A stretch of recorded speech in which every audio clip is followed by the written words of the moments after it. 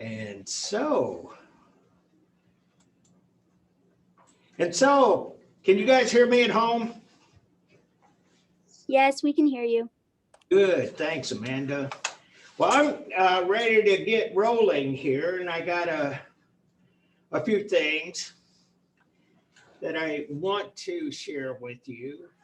And we're beginning today on chapter 25, the Baroque in Northern Europe. And as I was putting a lot of this together, I was thinking that there may be some issues about the language, the terms, the definitions. And so I got some of that in this PowerPoint. And so the map, Europe in 1648, and it's like I was saying before, when we were talking about the Renaissance, and we were talking about the 16th century, which included High Renaissance and Mannerism, that these countries here are recognizable basically with the same borders that they still have today. And what we see up here, this is called the Dutch Republic. And these are countries today. It's not organized in this way, but it would be Belgium and the Netherlands through here. And so it's kind of an interesting thing. In Belgium, they speak French. In the Netherlands, they speak German or Dutch, if you will. But at any rate, this little place here, the Dutch Republic, is going to be really the center of what we'll be talking about mostly today. And what happens at this time is that how should I say this? Europe is making money hand over fist. Not everywhere, but in certain places. We have the Catholic Church, very prosperous. Spain, extremely prosperous, along with Portugal. Because by 1648, they've already been in the Americas for a century and a half. And so a lot of the Caribbean islands were already established as Spanish colonies.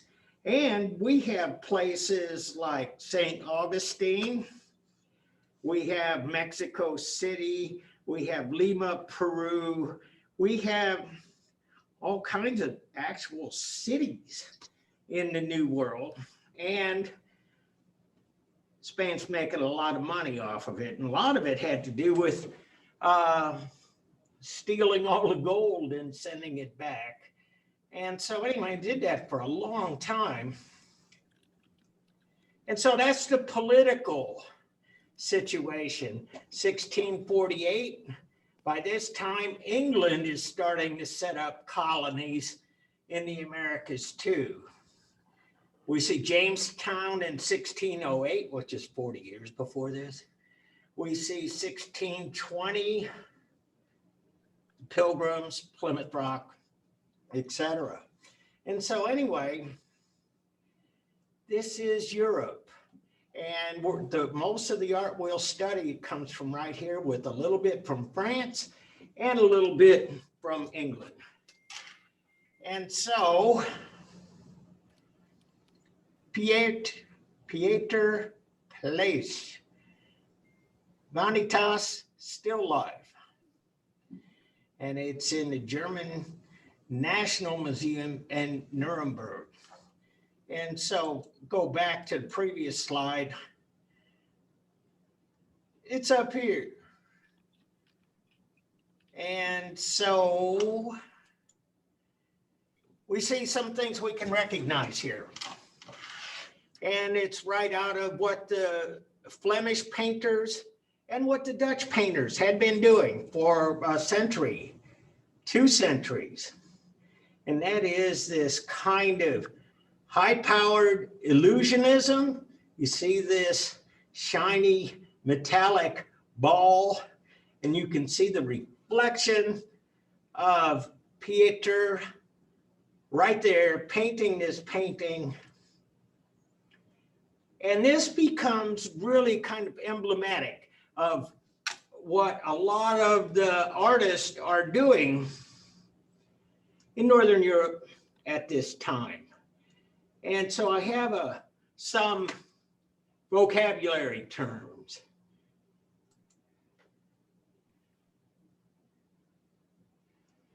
And so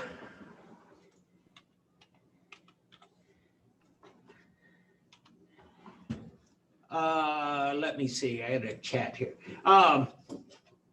Vanitas, a symbolic work of art showing the transience of life, the futility of pleasure, and the certainty of death, often contrasting symbols of wealth and symbols of ephemerality and death. Best known are the Vanitas still lifes, a common genre in the Low Countries of the 16th and 17th century. So what I was talking to you about Belgium and the Netherlands, those are called the Low Countries. And if you've ever been there, you'll know what I mean. They're right there on Europe's northwestern coast, and they're flat, and they're just barely above sea level. And as a matter of fact, I don't know if you guys have ever heard this story about the Dutch boy that had to put his finger in the dike to keep his town from flooding. Much of that country was built below sea level, and they reclaimed much of the land by building dikes and levees and so on. But they call them the Low Countries, and they have also been created at other times and in other media and genres. But that's Vanitas. And death, luxury, there's death, pleasure, the empty glass, the nut, wealth, and ephemerality.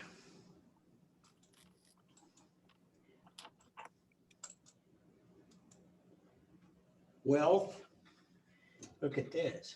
This is something that would cost you a king's ransom in the 17th century, a watch. Power, wealth, pleasure, death. And that's what this means. And you'll see this word a lot, because that is really the theme for a lot of these still lifes. And so the other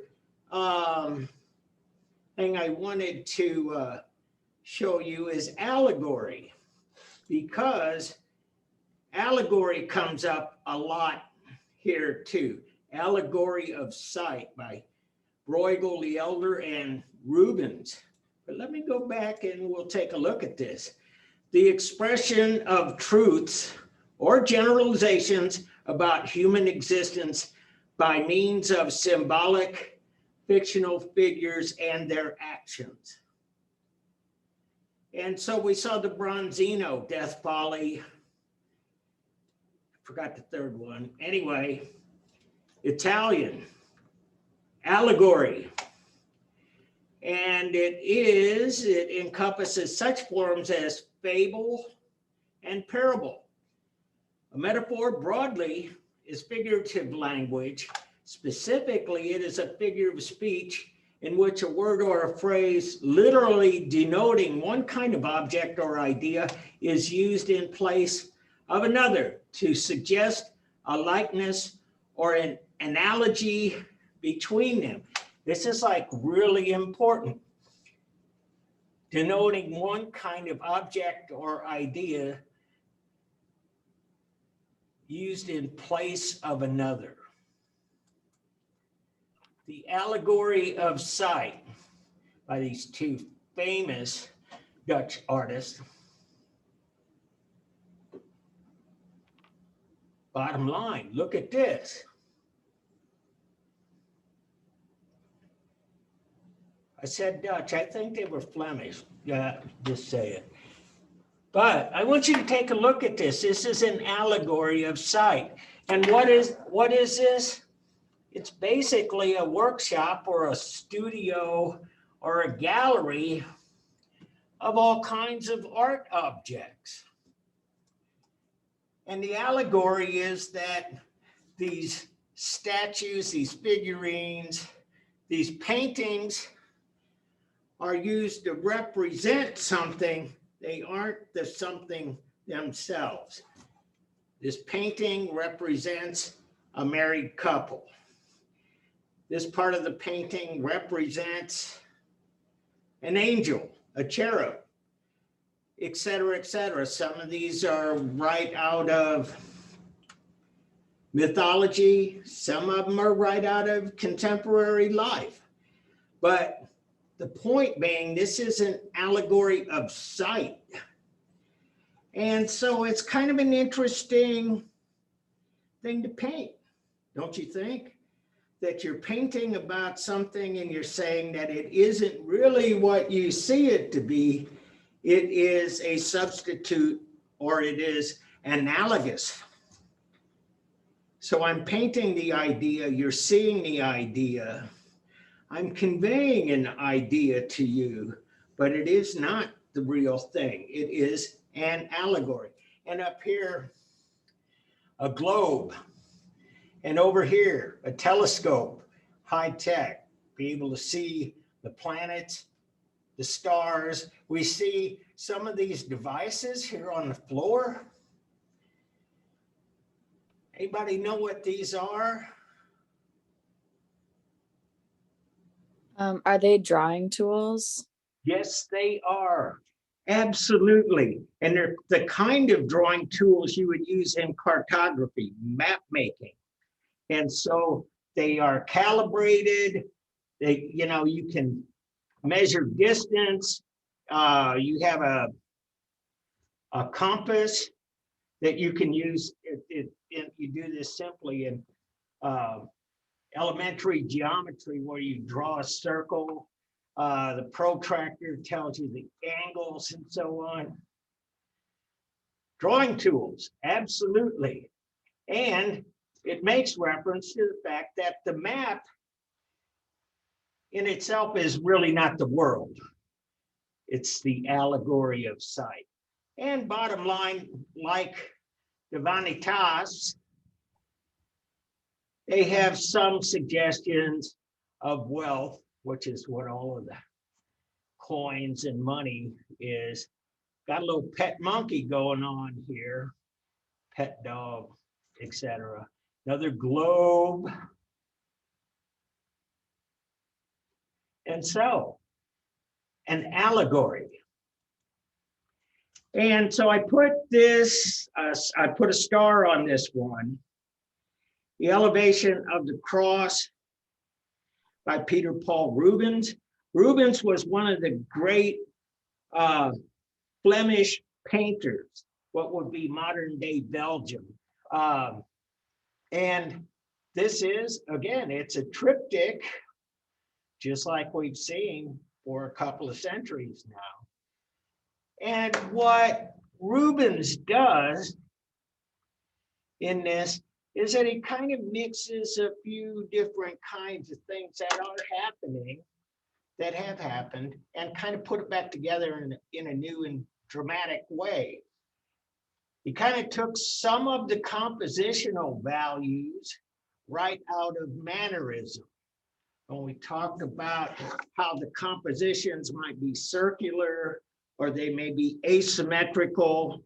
And in this case, Elevation of the Cross, this is a strong diagonal. And in fact, to some extent, it is a right triangle. It's not the kind of balanced composition, you would have seen 100 years, even 50 years before this. And that's what the Mannerists were doing. He takes some of what they know about human anatomy. He's taking some of the things invented in Italy with chiaroscuro and tenebrism, create dark backgrounds to push the imagery forward up into the viewer's face. A lot of this stuff here about the shine on the armor and things, you know, it's like the culmination of a lot of things a lot of artists have been doing up to this point. I want to go back a little bit here and talk about the allegory, though. How many of you heard of the allegory of the cave? Olivia, yeah. I've heard of it, but I don't know what it is. Okay, well, that's why I got it here. And this is, I got to make sure you're seeing that. There it is. And this is a kind of an academic paper put together about this. And it was an allegory, a verbal, written, literary allegory. And basically what happens is this, and he's got a little diagram in here. And in this allegory of the cave, there are prisoners here. And they're chained and they don't have any contact with the outside world. And so what happens in this story, in the allegory, Plato likens people untutored, that is uneducated, in the theory of forms to prisoners chained in a cave, unable to turn their heads. All they see is the wall of the cave. Behind them burns a fire, and between the fire and the prisoners is a parapet right here, along which puppeteers can walk. The puppeteers who are behind the prisoners hold up the puppets that cast shadows on the walls of the cave. The prisoners are unable to see the puppets, the real objects that pass behind them.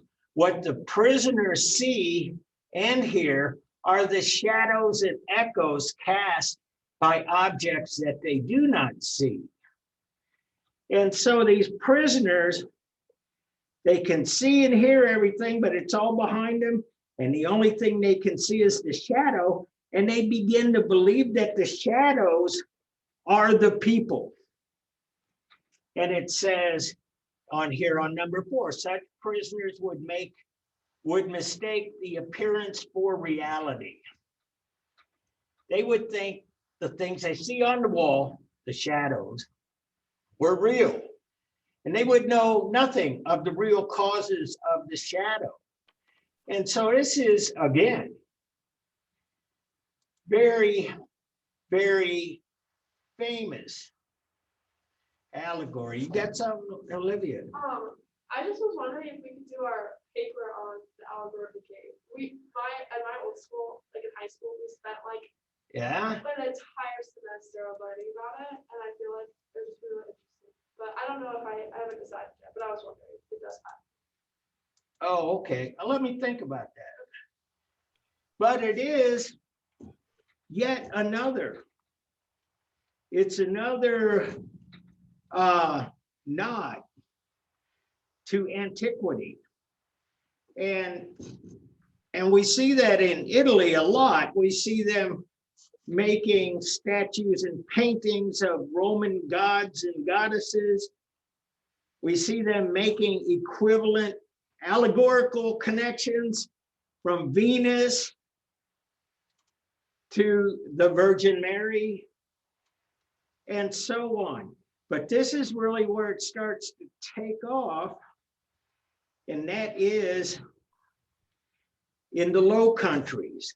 And so I got another one little thing here, another definition. And let me get the screen share. And there it is. You can see Baroque adjective, often capitalized. Definitions from Merriam-Webster. Definition of Baroque, art relating to and having the characteristics of a style of artistic expression prevalent, especially in the 17th century, that is marked by use of complex forms, bold ornamentation. Oh, I don't want this. Bold ornamentation, juxtaposition of contrasting elements, often conveying a sense of drama, movement, and tension. And so we can apply that to, I think, what we saw in the Italian Baroque. And I showed you the architecture from the Italian Baroque. And it started to put back a lot of this ornamentation. And it talks about complex forms. That includes all of the ovals and the curvilinears. And just remember what I showed you on Monday about all of the domes, and they weren't just round hemispheres. They were quite elaborate. They were very complex. And so complexity, bold ornamentation, contrasting elements, sense of drama. Whoa. How about Bernini's David? Very dramatic. Movement. Yeah, he's coiled up like he's just about ready to sling that rock right between the eyes of Goliath. So anyway, these are the kind of adjectives that I'd want you to consider while we look at this. And there are some other definitions characterized by grotesqueness, extravagance, complexity, or flamboyance. And that's true too, because the ornamentation, as we move through this period, actually becomes almost grotesque. It becomes very, very extravagant. And so keep that in mind. And there we are.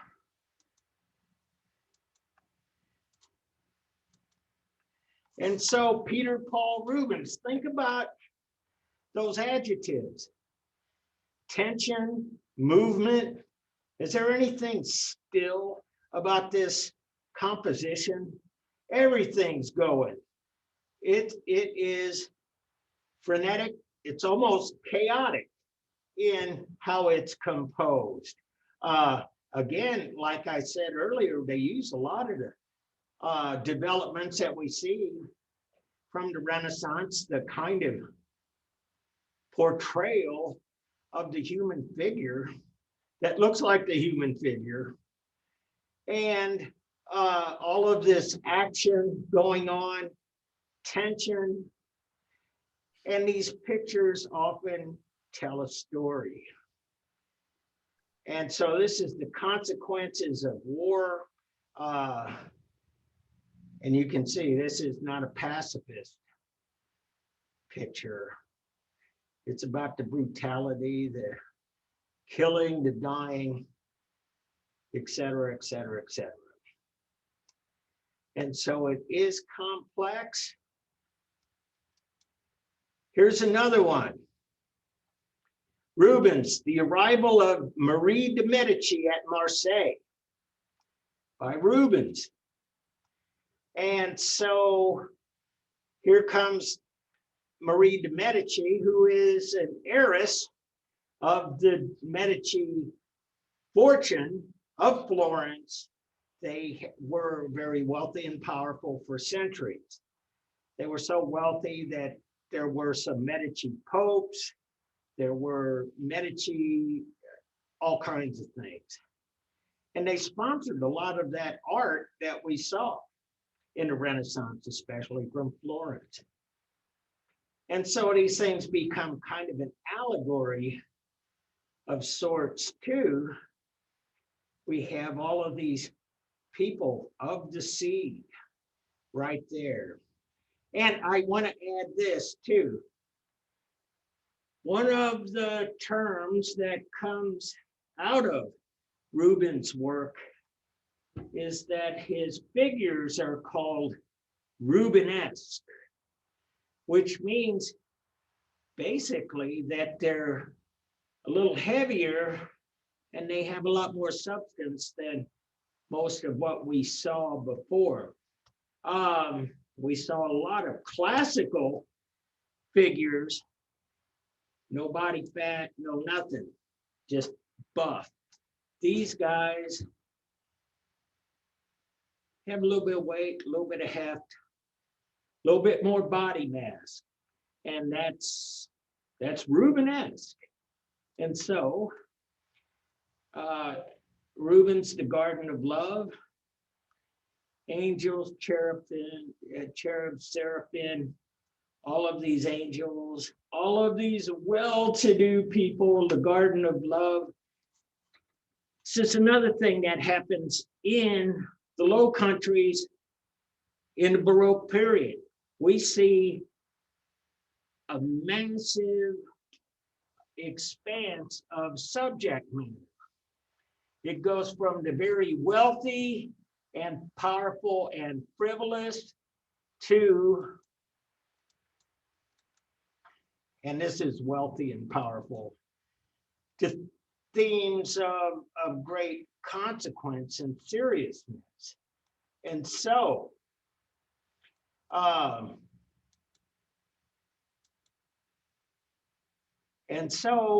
we see ordinary people being portrayed. We see religious paintings and we see non-religious paintings. We see a lot of things from classical times, etc. Another painter, Anthony Van Dyck, Charles I at the Hunt. I want to talk to you a little bit about this because this is something we'll see more of as we go through. And that is, we start to see a lot more emphasis on the landscape. And of course, the landscape is just kind of a background here. And presumably Charles I is in the woods where it would find game. But there starts to be this fascination with nature. Clara Peters, still life with flowers, goblet, dried fruit, and pretzel. And so they were good. She was good.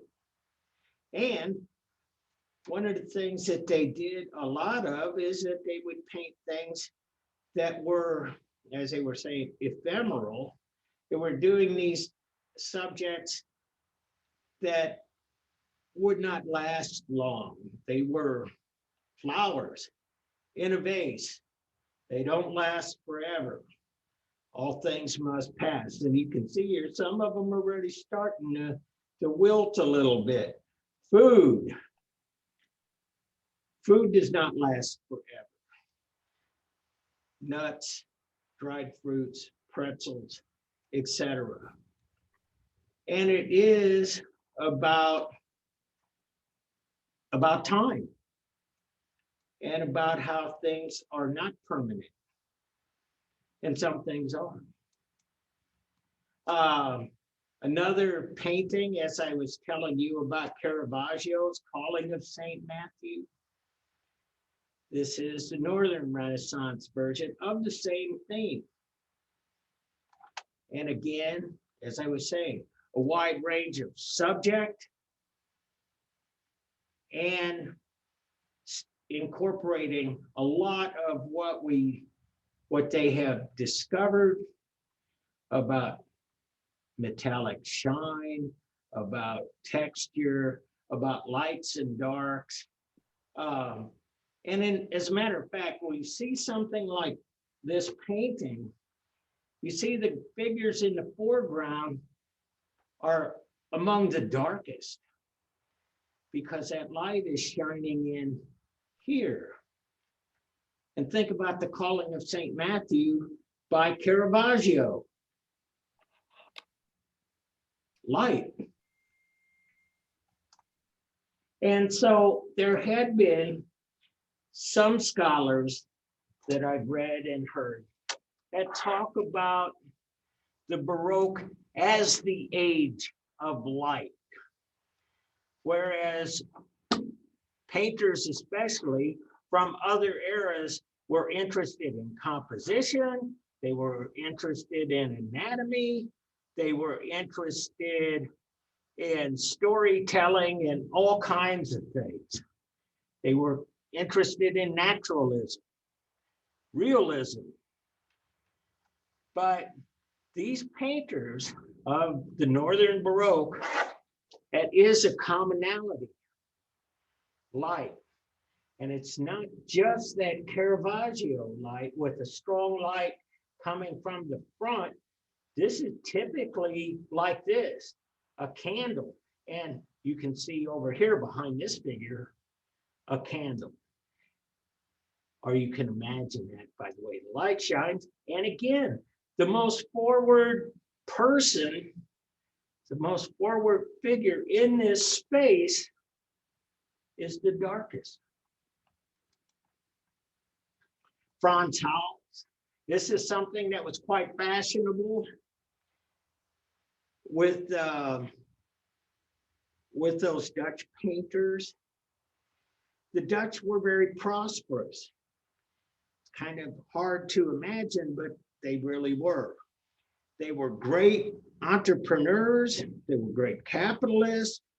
They were a mercantile culture. And so they were right there in the thick of money making at this time in history. And so, for example, New York City, the island of Manhattan, fabled story about how the Dutch bought the island of Manhattan from the native people, presumably for some beads, a box treasure trove, I don't know how many. But bottom line is that that's how they operated. They didn't have big armies. And much of what they had in terms of a militia was not designed to conquer other places. It was more about protecting the homeland. And so that's what you did if you were a Dutch middle class, well-to-do male in this culture. You could expect to be in some sort of militia. And so that's what's being portrayed here.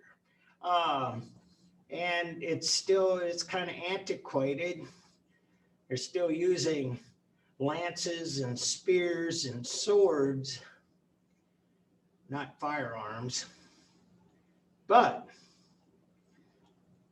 here they are, the gentlemen protecting the country. And it was a very well-organized society. These are the women regents of the old men's home at Harlem. Oh, Harlem, we know where that is. That's in New York. because it still has the same name that the Dutch gave it in the 1600s. And so, anyway, this is a group portrait. Like I say, it was fashionable. Like this was fashionable. If you belonged to an organization, you had money. They had plenty of artists that were willing to paint your group portrait. Perfect. And so I want to make another point about Franz Hals. This is like really kind of an interesting painting in that this is kind of a mostly flattering, realistic, but flattering depiction of this group of guardsmen, if you will. That will contrast with something I'll show you by Rembrandt here in just a minute. Judith Leister, self-portrait. Again, we're seeing women artists and they are participating in arts and they are very well accomplished. As I've said a number of times in this course, some of these artists were relatively unknown. This, not Leister, not so much. We've known about her for a few hundred years. And she was a contemporary of Rembrandt, who we'll see right there. The anatomy lesson of Dr. Nicholas Tulp. And so this is like, again, that group portrait. And this is the learned professor, Dr. Nicholas Tulp. And these are medical students. We still do this today, by the way. If you're a med student, you're studying to be a physician.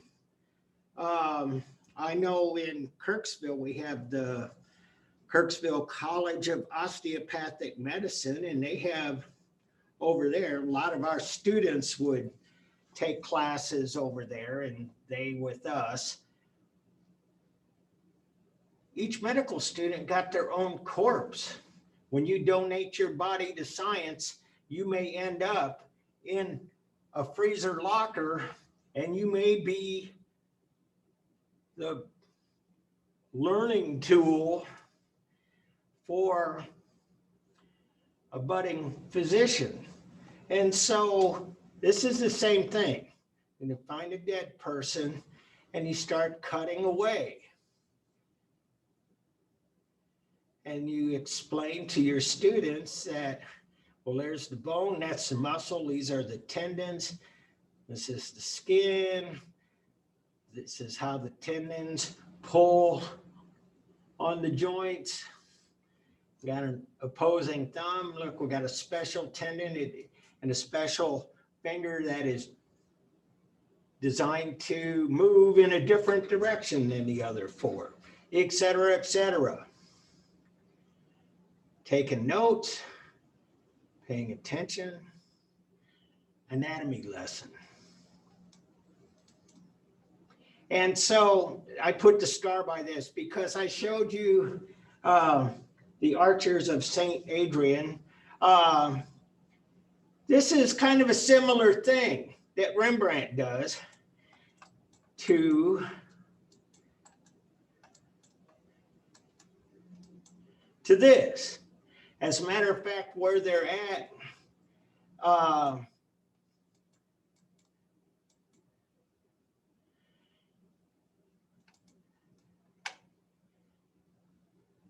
the Musketeers Hall, Amsterdam Museum. And these are actually displayed very close to each other. And you'll see, if you get on Khan Academy, they have a whole video about this painting. And it says it was trimmed from its original size, which is true. Scholars have figured that there was more up here and more across the top. However, this is a very different portrait. The company of Captain Franz Banning Koch, the Night Watch. But unlike being that distinguished group of guardsmen, this is like chaotic. This is a bunch of people doing a lot of things, and they're not really quite organized. The captain is here, his lieutenant is here, and we have all of this activity going on, and it's mayhem. There's a particular part of this I wanted to show you. Well, there are a bunch of them, but zoom in. And so we see these guys have firearms and they're getting them ready. So they're a little bit more sophisticated. A lot of this is not as high def as I'd hoped it would be, but there is this thing right here I want to show you. You can see this guy's holding a rifle, but up here, that's not the barrel. It's like his gun went off unexpectedly, unintentionally. And so he's popping off around right on this guy's ear. And so anyway, we got Rembrandt, and he's a little bit more iconoclastic. He's a little bit more having fun. And so Rembrandt becomes like probably the most iconic painter out of all of these Dutch artists. And again, tension, stories, a lot of these biblical stories, as you know, if you've studied the Bible, it's not only a story about what happened, it's a story that has a moral. It has a lesson. And so it's why a lot of this was very popular at the time. The binding of Samson, and here's Delilah, cut his hair. So he doesn't have the hair, he lost his power, bingo. Return of the Prodigal Son, another story from the Bible. And the prodigal son was the one that left, got into trouble, fell into disfavor. But when he returned, his dad was there to welcome him back. And the other son, looking on here, was really kind of jealous. And Dad, he's the one that left you. I stayed here. Anyway, just saying. Rembrandt's self-portrait and another self-portrait. And he was really quite adept at this. And he painted a lot of self-portraits. As a matter of fact, he painted so many paintings. In the late 20th century, the government of the Netherlands were kind of trying to figure this out. They're saying, wait, there are so many Rembrandts in museums and owned by various people around the world that it would have been impossible for him to paint all of these. And so they went, and the Dutch government put together a commission to go look at all of the Rembrandts known. They went to some of the major museums. They went to private collections. They looked at them, they tested them, analysis of paint, analysis of other materials, the canvas, and so on. Anyway, I got a video about this because this is still going on. The authentication project pretty much wiped out a lot of paintings that were attributed to Rembrandt. However, we still find some today that are Rembrandts that were misidentified. But I brought this in because I thought it was a good illustration of what this business is all about.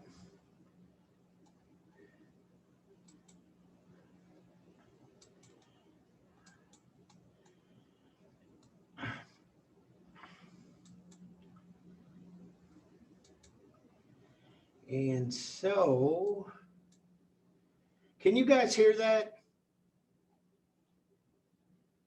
No. No, I didn't think so. Let me get this back.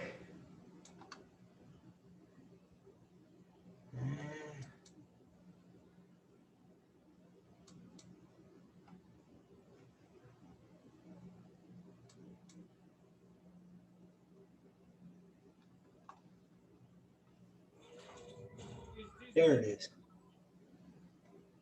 I think. Yeah, we can't hear it still. You can't? No, we can't. Maybe turn up the volume on your computer. Yeah, I'm thinking that I was gonna Or, yeah. have to go through some layers, but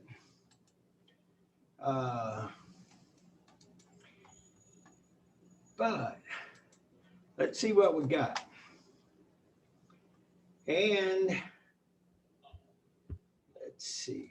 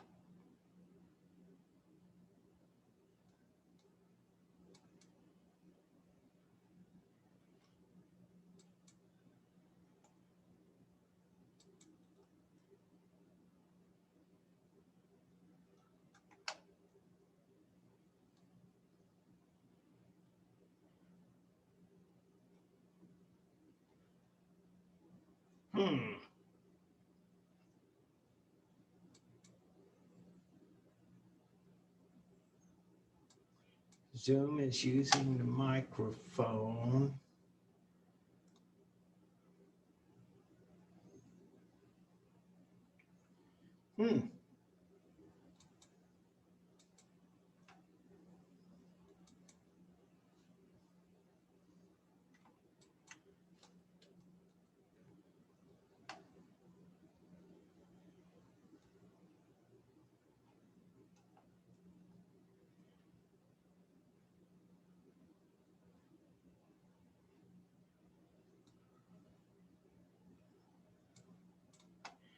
Well, guys, not seeing it.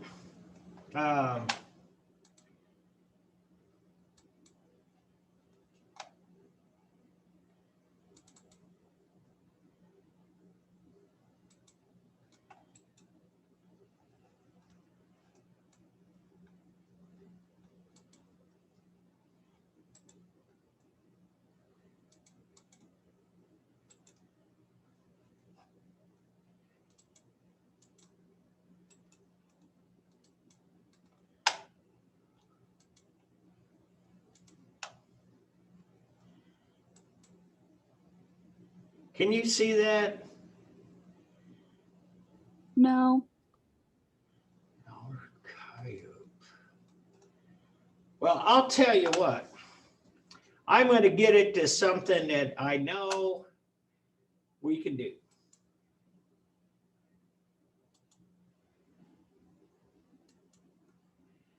And that is this.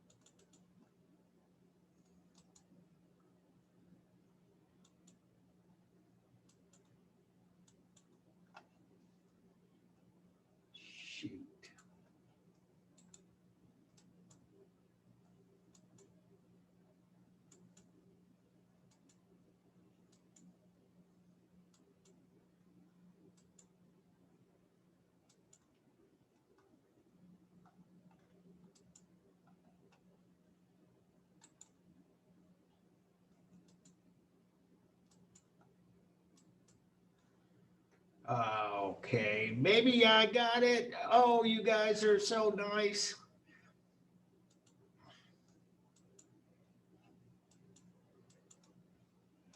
So, can you hear me? Yes. Yes. And it's getting late, so here is quiz 2. I'm just going to go to this. I'll figure out why Rembrandt got quiet. Maybe he's bashful. But this will open up in about 7 minutes. It's designed to go online at 6 p.m. And you have until the 21st at the end of the day to finish this. And let me read it to you. In the space below, answer the following.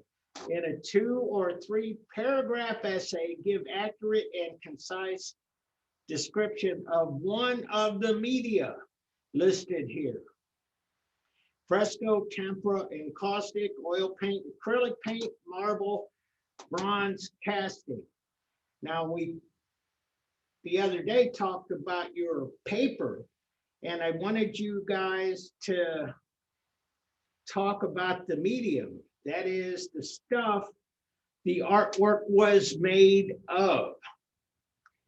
And you can still apply that to architecture. You can say that maybe this was built of marble, and that you could give us an outline about how marble is quarried, how it is transported, what stone workers do to make the marble fit to size for the building, and if any, say, iron or steel connectors, fasteners are used, just saying. But see, like fresco, I'll give you some hints that, it's a wet plaster painting. Tell me about it. And describe the chemical properties of the medium and its component, how it was manufactured, how artists used the medium process, and list some notable examples of the employment of the medium. And as usual, list your sources. And so this could be the same medium that you will write about in your paper. But I wanted you to kind of dig a little deeper into how some of this stuff was made. And so encaustic, we won't run into that in this course until a little later. It's something that's both ancient and very modern. Oil paint, a lot of oil paint, a lot of tempera painting, a lot of fresco, a lot of marble statues, a lot of bronze statues. And so I'm just asking you for 2 or 3 paragraphs, but cover those bases about the chemistry and the physical properties of the medium and its components. Now, sometimes like marble, it has components, but it's something you dig up out of the ground, but it's not an element.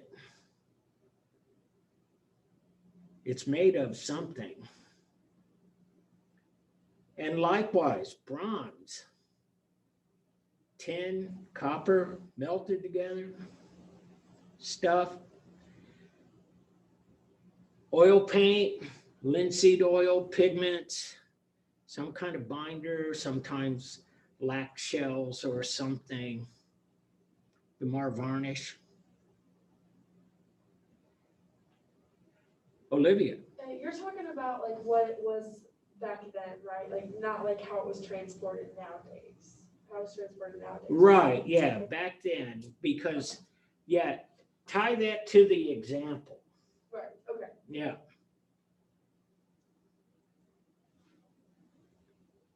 So, since Rembrandt went blank, I thought I'd launch this. This should come available. You guys staying warm? Or it froze. Oh no. So any questions about this? Well, if not,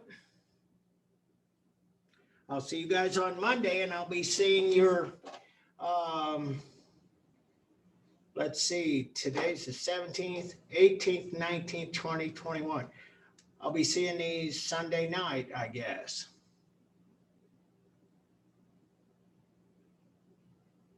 All right. Well, see you then. Stay warm. Stay safe. And happy hunting. Thank you, sir. You do the same. All right. Thank you, Brooke. Thank you. Yeah, Rob. Thank you. Yes, Isabel.